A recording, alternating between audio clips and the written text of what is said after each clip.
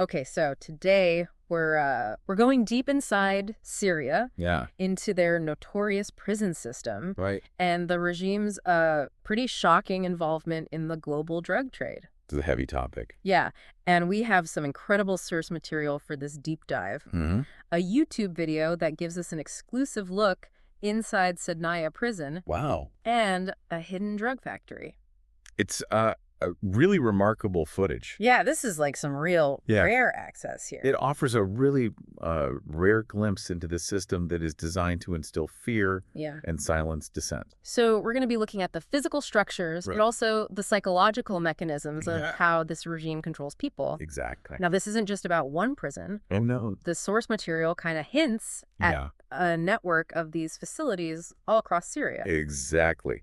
Sednaya is often referred to as the human slaughterhouse. Right. But it's really just the tip of the iceberg. Wow. The scale of the human rights violations is just staggering. Potentially hundreds of thousands killed Gosh. and over 100,000 individuals Wow. forcibly disappeared. It's hard to even fathom those numbers. Yeah. So let's start with Sednaya. Okay. The video shows this heavily fortified complex. Yeah. Multiple gates, walls, trenches, guard towers. Mhm. I mean, it looks more like a military fortress than a prison. That's by design. Really? It's a deliberate choice. Wow. The regime wants to send a very clear message. Escape is impossible. Yeah. Resistance is futile. Gosh. Even the inscription on the prison gate speaks volumes. Oh, wow. Our detainees, you're the pain of the soul and the heartbreak of the victory. Wow. It's about dehumanizing tactics. Yeah, that's chilling. Yeah. The video also details these really horrific conditions inside. Right. Cramped cells, lack of lighting, systematic torture. It's awful. There's this one quote from the video that really stood out to me. Right. Imagine being in a cell like this without knowing your fate or what's happening in the outside world. That uncertainty is a form of psychological torture in itself. Yeah. The lack of control, and then you add to that the isolation Right. of solitary confinement, Yeah. which the video shows is used extensively. Right. It's a system designed to break people's spirits. And there's this footage of a woman who's desperately searching for her nephew and cousin Oh, God. who have been detained for 15 years. Oh, my gosh. It's heartbreaking. It is, and it's important to remember that for every story we hear, Yeah. there are countless others that remain untold. Right. The video also shows this really chilling contraction. Oh. They call it the human press, The human press. allegedly used to dispose of bodies after executions. Oh my gosh, that's just... It's horrific. Yeah, it's horrific. And Yeah. then, as if Sednaya wasn't bad enough, Right. the video takes us to another prison described as even more terrifying. The details are scarce, Yeah. but what we do know is deeply unsettling. Okay. It's described as an underground prison, Wow. shrouded in darkness and secrecy. Gosh. The source material even compares it to a scene Yeah. from a horror movie. Oh, wow. Yeah. So it makes you wonder how much more is going on that we're not seeing. Right. But let's shift gears for a moment and What? talk about this Captagon factory that's revealed in the video. Okay. It's completely unexpected. Right. It's this massive operation Right. disguised as a fruit processing plant. Yeah, the scale of the operation is astonishing. It is. They even boast about their global reach in the video, Wow. seemingly unconcerned with hiding their activities. So this isn't just like All right. some small-time drug ring. This is big. Right. This points to the Syrian regime's direct involvement in the Well, Captagon trade. and they're incredibly brazen about it. Yeah. Hiding pills and everything, That's from it. fruits and electrical parts to furniture and even potatoes. Yeah, it's like something out of a spy thriller. It is. The sophistication of their smuggling tactics is alarming. Yeah. It suggests a well-organized and highly profitable network. So this raises some crucial questions. Mm-hmm. What's the financial motivation behind this operation? Right, And what impact is it having on the region and the world? exactly. And that's where things get really interesting. We're moving from the horrors of these prisons Right. to the complex web of the international drug trade. So what can you tell us about Captagon itself? Okay. What makes it so valuable and Yeah. sought after? Well, Captagon was originally developed in the 1960s Oh, wow. as a treatment for ADHD and narcolepsy. So it started as a medicine. It did. That's surprising. But it was eventually banned in most countries Uh-huh. due to its addictive properties and harmful side effects. Okay, so it makes sense why it's Right. got the reputation it has now, Exactly. even though it started as something. Yeah, it just goes to show how a substance's intended use Yeah. can be completely overshadowed by its potential for abuse. So how does it work? Well, it's a powerful stimulant that produces feelings of euphoria, alertness, and increased energy. Wow. It can also suppress appetite and reduce the need for sleep. So in a conflict zone like Syria, Yeah, it's easy to see how a drug like that could be exploited. exactly. And the video mentions that each pill sells for around $5. $5. And they found Yeah. millions upon millions of them. Wow. We're talking about billions of dollars Wow. potentially flowing into the pockets of the regime. That's almost unfathomable. It is. It's precisely the point. Yeah. This isn't just about drug trafficking. Yeah. It's about a regime using a global black market Wow. to finance its own survival God. and further its agenda. So we've got these horrific prisons Yes. potentially fueled by profits from this massive drug operation. It's a disturbing intersection Yeah. of human rights abuses, political corruption, Yeah. and the international drug trade. It's a lot to take in, It is. and it raises some huge questions. Yeah. How did Syria become such a major player in the Captagon trade, Right. and what can be done to stop it? Good questions. We'll dig into those questions in just a moment. Okay. But first, I want to pause and check in with you, our listener. Yeah. What stood out to you so far? Right. What are your initial thoughts on this complex and disturbing situation? Yeah, I'm curious too. Yeah, me too. It's a lot. lot to process. Yeah. Okay, well, we'll be right back after a quick break. It's a web of interconnected issues, that's for sure. Yeah.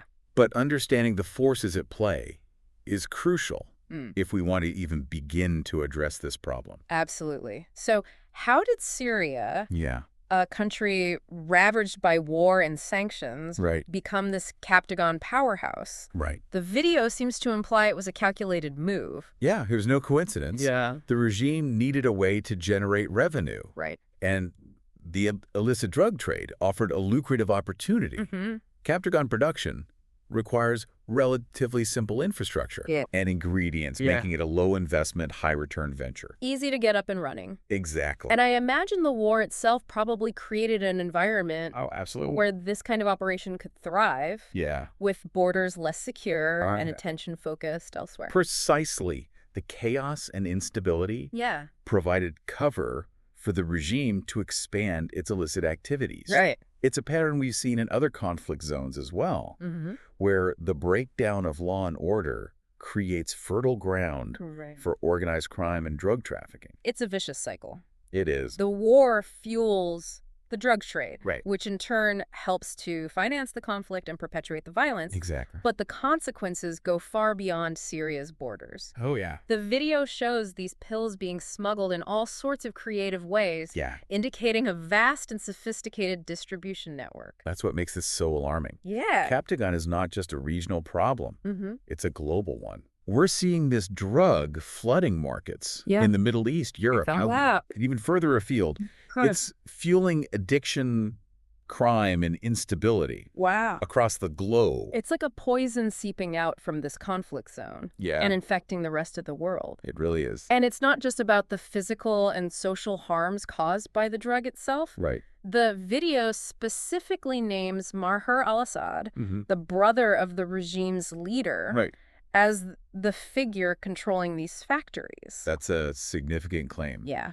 If true, it implicates the highest levels of the Syrian government Wow. in this illicit trade. So it suggests that drug trafficking is not just a side effect of the conflict, but a deliberate strategy employed by the regime to consolidate its power and wealth. Exactly. So we're not just talking about individual actors or criminal gangs. I don't know. We're talking about a narco-state. Right. A government using drug profits to fund its own repression Yeah. and brutality. That's the chilling reality we're facing. It is. And it raises some serious ethical and geopolitical questions. Yeah, like how do you hold a government accountable Exactly. when it's profiting from the very suffering it's inflicting Right. on its own people and the world? It's a tough question. Okay, so we've got a pretty grim picture here. Yeah.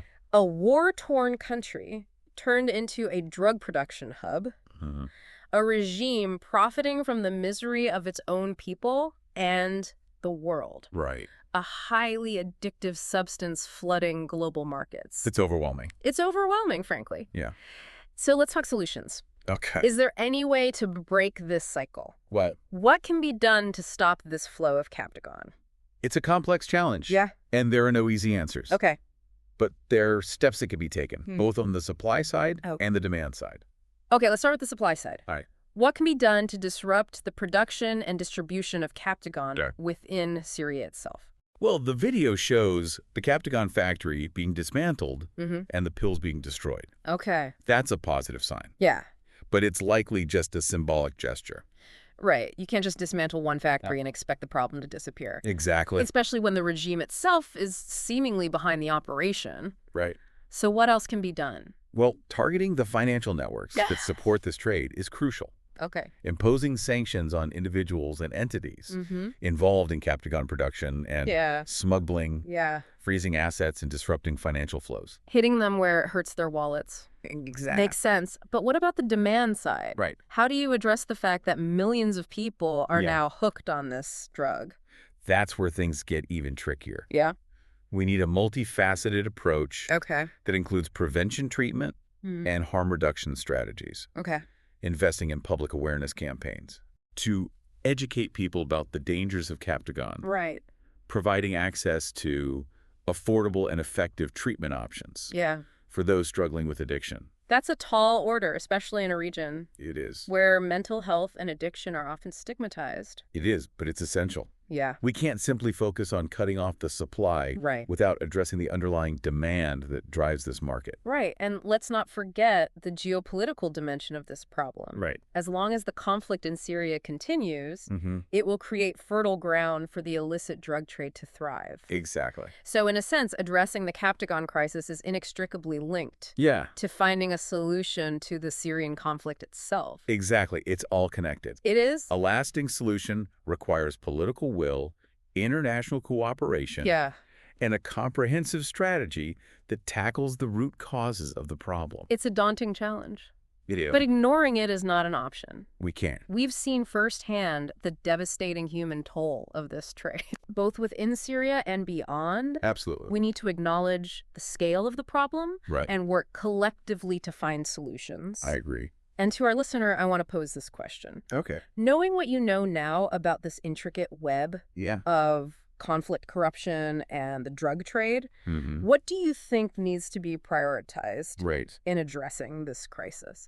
Yeah, it's easy to get lost in the geopolitics and the sheer scale of the Captagon trade. But at the end of the day, this is about individual lives being destroyed by addiction. It is. So what makes this drug so potent? Wow. What kind of grip does it have on people? Captagon's effects are both alluring and dangerous. Okay. It creates this sense of euphoria, heightened alertness, and boundless energy. Wow. Imagine feeling invincible. Like you can conquer anything. Yeah. But that feeling is fleeting and comes at a steep price. So it's more than just a stimulant. It's like messing with the brain's reward system. Exactly, and that's what makes it so addictive. Right. The user chases that initial high. Yeah.